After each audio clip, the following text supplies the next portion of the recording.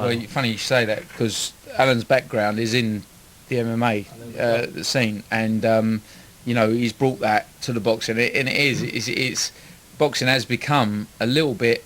Stale. It is stale, and it's not safety really mad. I mean, it's you go to a show and the top of the bill. I mean, sure, brilliant fights break out, but so many. I mean, there are exceptions. Guys like Spencer Fearon puts on 50-50 fights and he loses half of his fighters, which are great shows, but they're not really cost effective for Spencer. But the bigger promoters, the big and established promoters, there's always a competitive fight or two.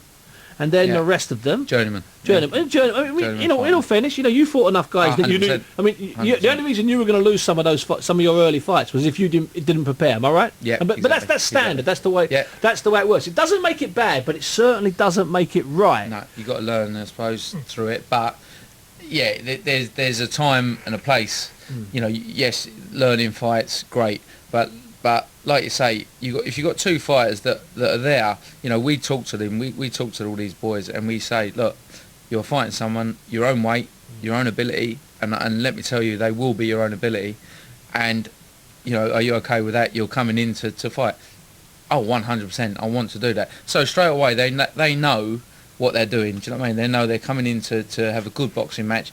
Then they go away, win, lose or draw. They've had a good night, cracking night. Now, what about this, Ross? What about obviously Alan, who we've established isn't 28, so that means but he's over 28, which means he's too old. He's over 35, so he can't box as an amateur. Yeah. But what about some of the younger kids? I mean, I've got your poster here for your show Collision Course, which is Saturday the 30th of April at the Effingham Park Hotel, Copthorne Hotel, and tickets and prices there. And if you Google it, you'll find it. If you Google Queensbury Boxing League, you get all the information on that show.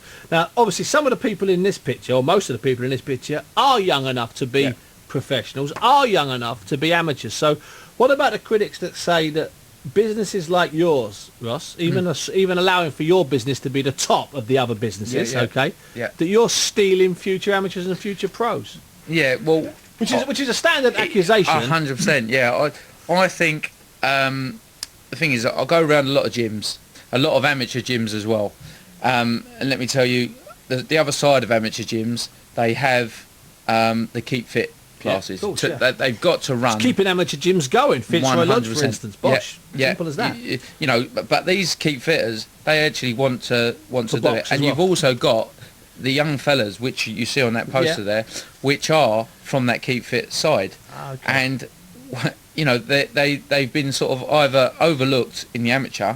Where they either can't go a certain night, they can't make a Tuesday and a Thursday night down the amateur club, or the pressure is on them a little bit too much, or whatever. They're just there to train. And a lot of these amateur clubs as well, they say, right, if you're not in here 3 times a week, you're not fighting. Understandably so, because they've got limited resources. They can't waste their time with keep fitters. Yeah. No disrespect to keep fitters, but that's a thing I used to hear from Mick Carney and Billy Webster. 100%, yeah. When I'm a little bit older than you two, only a little bit, and bigger waist size, obviously. But when back in the 70s and the 80s, Mick Carney and Billy Webster were always throwing people out, calling them keep fitters. I can't waste my time. We've got a packed gym. Go on, sling your hook. So, exactly. So, and that's where we come in. Because then straight away you've got your amateurs, fine. Now it's not saying that some of these people, wouldn't have gone amateur. Yeah, sure. But they want to. They've chosen your route. They've chosen it. They've come on and listen. Let's look at it on the route what we're trying to achieve here, being in the middle. Now, why not? Why is there not a sort of way that, like you say, I can talk to the pro ranks, I can talk to the amateur ranks, and actually go, listen. I'm carding these kids or these people. You're going to know what they've fought, what fights they've had, what experience they've had. Why can't they then go back to amateur? Yeah, or go on to pro if they're good enough? Which obviously, And has that been a problem? Have you had amateur clubs reject them or the pros reject them? Yeah. 100%. Well, basically, what you've looked at is. There's been people that have fought on our show and they've said, oh, I want to go pro. I had so many amateur fights. Now I've gone on this unlicensed scene. Obviously fought on your shows, which are better than anything else we've ever been on. I'd like to take that next step. Can we say that we fought on your shows? I said, well, yes, that's what I would like you to. Anyway, they have some advice from other people.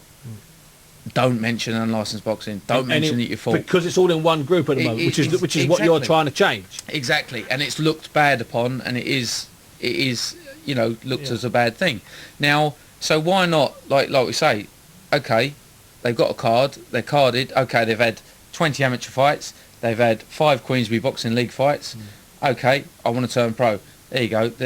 That's his card. Have a look at him. I've got video footage of every fight that he's had with us, Queensbury Boxing League. It's professionally filmed.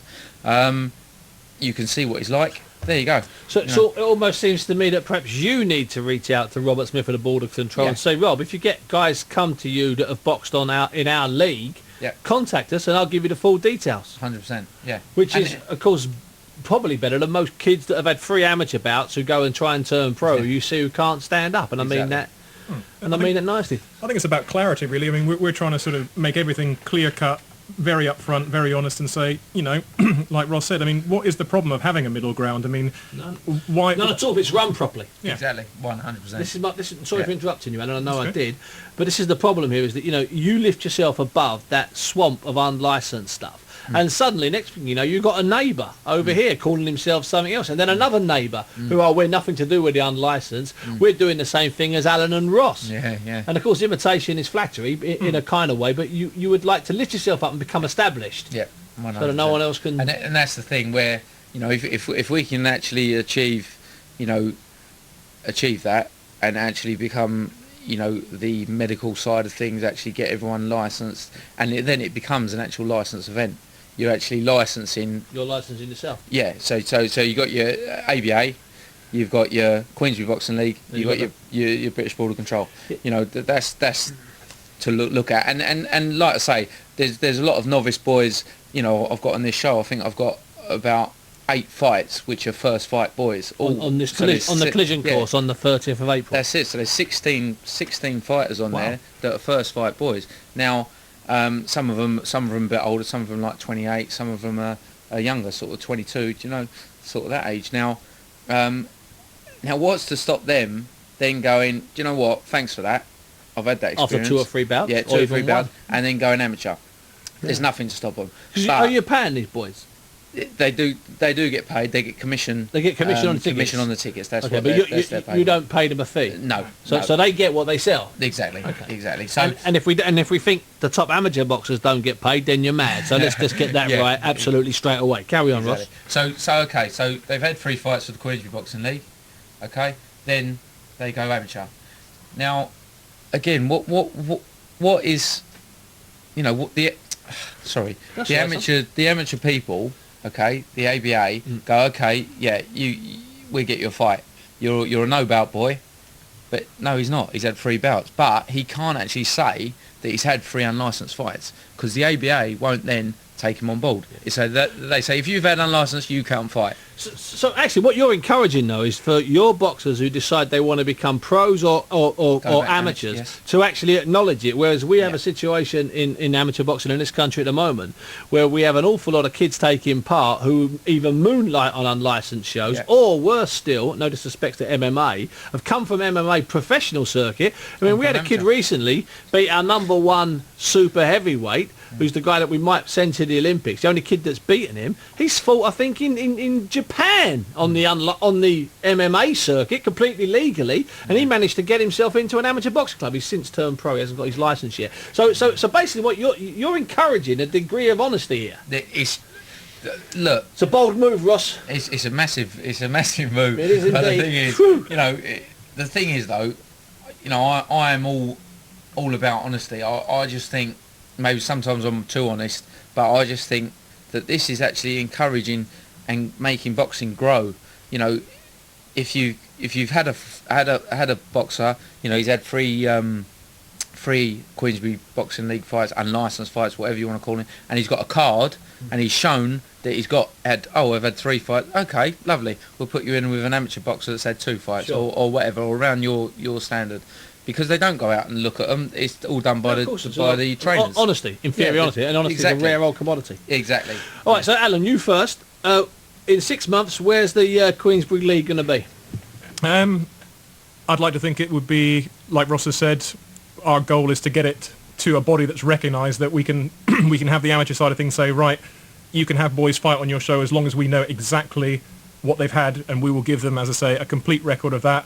And with the pros, I mean, again, I'm not too sure on the pro side of things, because we're not pulling fighters from the pro ranks who are moonlighting, like you say, on our show. Don't go cap in hand to anybody. No, but I think what we just want to be sort of recognising people to say, you know what you are doing is the best of the best, and I can see that there is a future for it, and I think that is what we're looking for. I mean, as I say, just touching back to the UFC side of things, you look at the mixed martial arts side of things, you look at the UFC, they are putting on entertaining, staggering shows which are drawing in massive crowds, which are becoming bigger and bigger and bigger. Rounded. And boxing, my personal point of view, I mean, I'm from a kind of branding and promotions background before I got into the boxing side of things with Ross, but they're doing it right, and they're creating an interest. And if boxing doesn't sort of keep up with that, what you're going to find is, of course, you've got small hall shows going around all around the countries, and then you've got the likes of Frank Warren who are putting on big blockbuster events, and you know, they're drawing people in. They've got marquee names that are they're appealing to a crossover audience, the names not just that a are bringing boxing them in. fan. Yeah.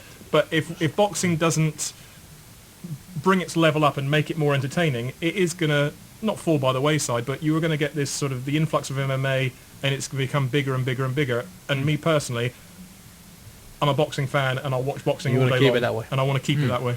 So, Ross, where are we in 12 months' time? Queensbury League of Boxing, where are we?